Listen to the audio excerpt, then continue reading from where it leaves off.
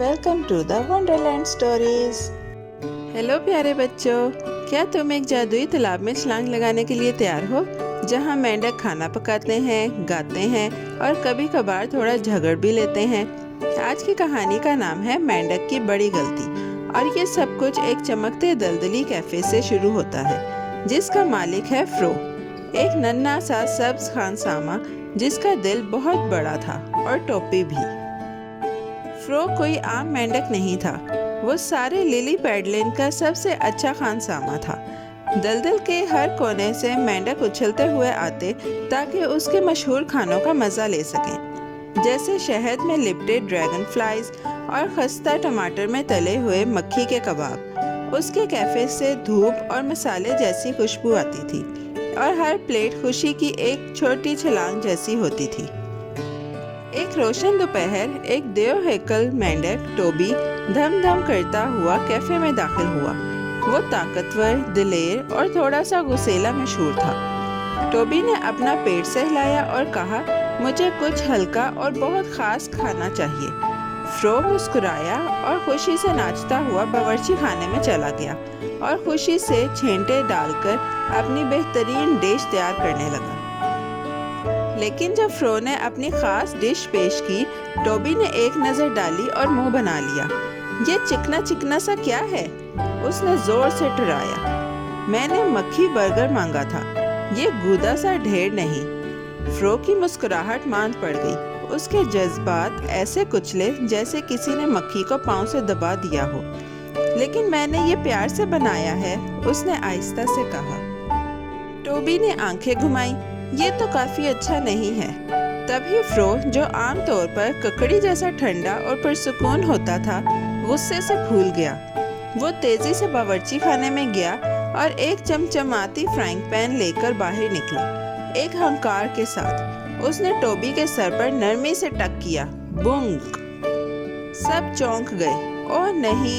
एक नन्हे टैडपोल ने चीखा। फ्रो और टोबी एक मजेदार मेंढक लड़ाई में लड़कने लगे, टकराते और उछलते जब तक वो दोनों चपटे पैनकेक जैसे न लगने लगे। लेकिन जब छेंटे रुक गए, फ्रो के दिल में एक चुटकी सी महसूस हुई। और नहीं, उसने कहा, मेरा गुस्सा करना ठीक नहीं था। फ्रो लड़खड़ाता हुआ टोबी के पास गया और कहा, मुझे अफसोस है कि मैंने तुम्हें मारा, ये बहुत गलत था। लेकिन टोबी ने अपने बाजू लपेटे और गुस्से से कहा, मैं तुम्हें सिर्फ तब माफ करूंगा जब मैं भी तुम्हें फ्राइंग पैन से टक कर सकूं। कैफे के मेंढक फिर से चौंक गए। ये तो मेहरबानी नहीं, एक ने कहा। ये तो इंसाफ नहीं, दूसरे ने कहा। फिर भी फ्रो को वाकई अफसोस था। उसने हर कोशिश की कि वो माफी मांगे। उसने टोबी के लिए जगमगाते शीरे वाले तितली पुडिंग बनाया, ताज़ा अंगूर का रस पेश किया और यहाँ तक के 3 तहों वाला क्रिकेट बर्गर भी बनाया। लेकिन टोबी ने मुंह बनाया, नहीं, ये काफी नहीं, मैं अपना बोंग चाहता हूँ।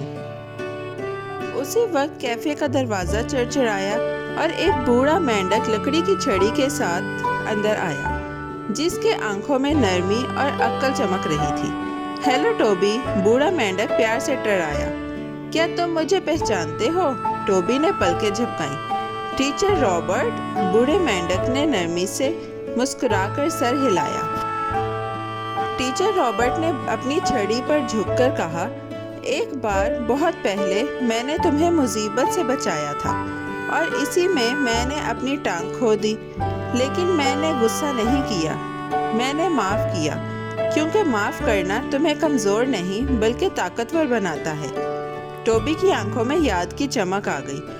उसे वो दिन याद आया जब उसके उस्ताद ने उसके लिए खड़े होकर उसे बचाया था।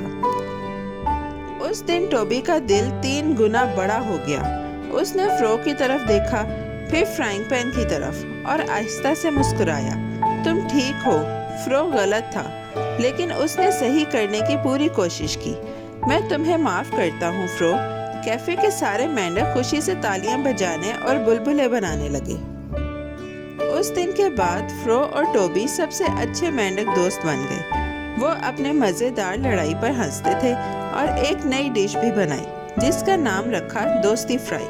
اور پیارے بچوں، یاد رکھو، ہم سب سے غلطیاں ہوتی ہیں، لیکن معافی مانگنا، معاف کرنا اور مہربانی چننا ہمیشہ سب سے خوبصورت جادو بناتا ہے۔ پیارے بچوں، کیسی لگی آپ کو یہ کہانی؟ ایسی ہی مزیدار کہانیاں سننے کے لیے ہمارے چینل کو لائک، سبسکرائب اور شیئر کرنا مت بھولیے گا۔ Bye bye.